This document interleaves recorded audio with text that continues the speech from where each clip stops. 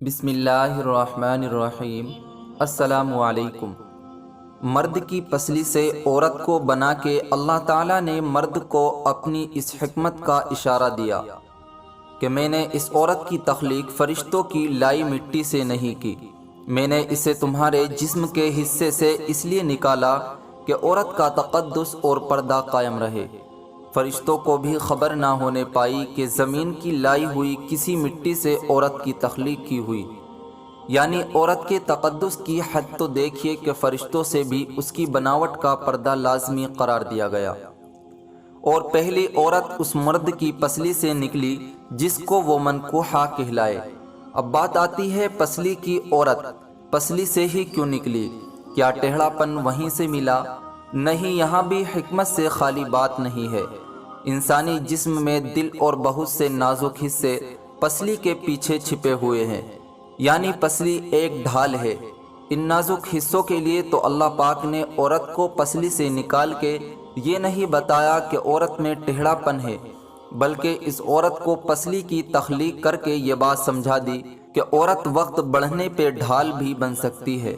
حضور پاک صلی اللہ علیہ وسلم صحابہ کی محفل میں جلوہ فرما تھے کہ ایک شخص حاضر ہوا اور عرض کرنے لگا، یا رسول اللہ صلی اللہ علیہ وسلم، کوئی ایسا مومن بھی ہے جو جہنم میں رہے گا؟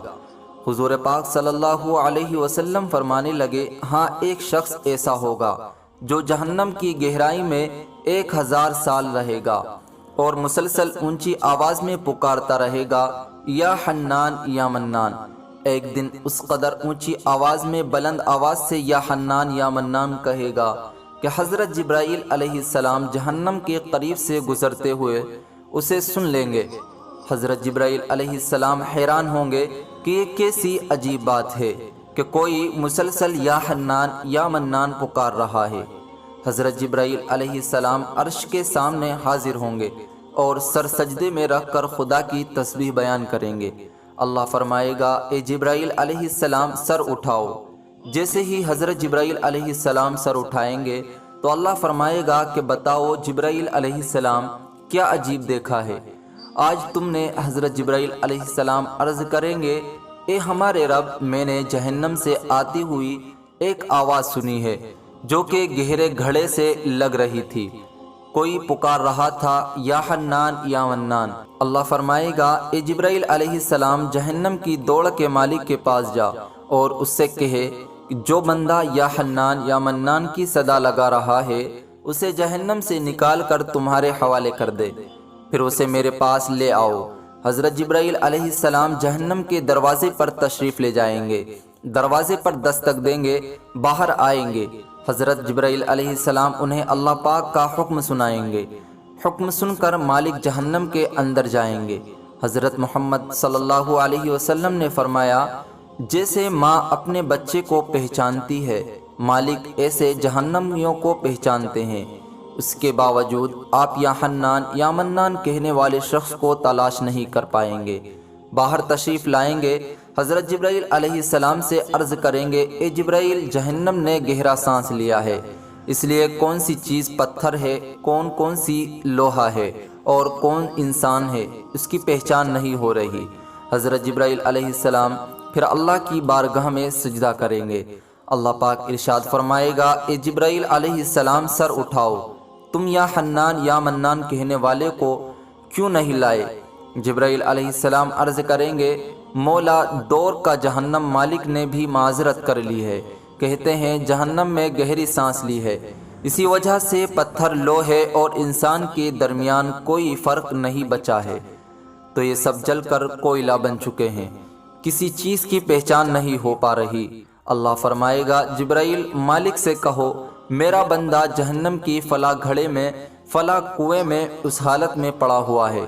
حضرت جبرائیل علیہ السلام جہنم کے دروازے پر جائیں گے اور حضرت مالک کو یا حنان یا منان پکارنے والے کا پتہ بتائیں گے۔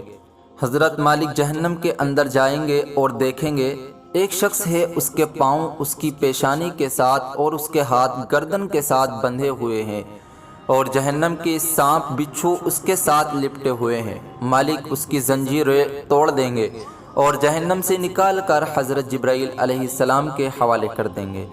حضرت جبرائیل علیہ السلام اسے عرش الہی کے سامنے لے کر حاضر ہوں گے، سر سجدے میں رکھیں گے۔ اللہ پاک فرمائے گا جبرائیل علیہ السلام سر اٹھاؤ۔ جبرائیل علیہ السلام سر اٹھائیں گے۔ اللہ پاک اس بندے سے فرمائے گا اے بندے، کیا میں نے تیری بہترین تخلیق نہیں کی تھی؟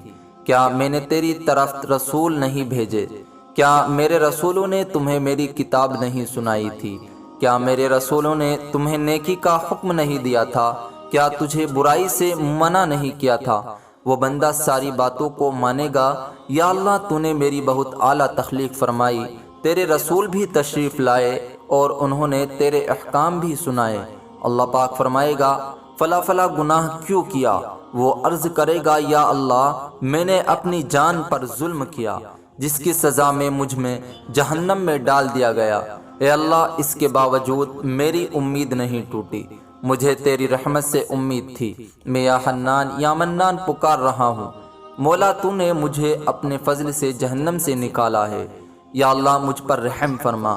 اللہ پاک فرمائے گا اے فرشتوں گواہ ہو جاؤ، میں نے اس پر رحم کیا اور اسے معاف کر دیا۔